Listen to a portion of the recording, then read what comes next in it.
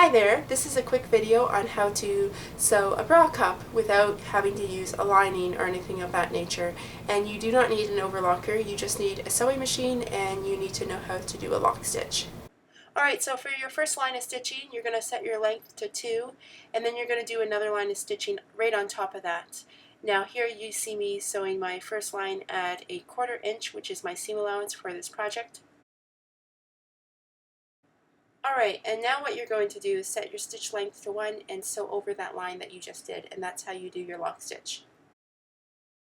Alright, so after you've done your lock stitching, what you're going to do is go over to your tailor's ham, or if you have a knob or something like that, and you're going to press your seam open like this.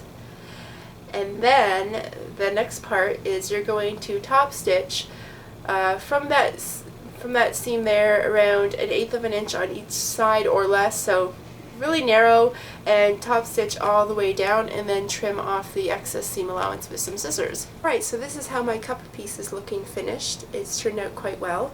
I've gone ahead and done that top stitching, and from the inside I went and trimmed down the seam allowance. Now it was a little bit wavy with the top stitching towards the apex, but you know what, it's okay, it turned out okay.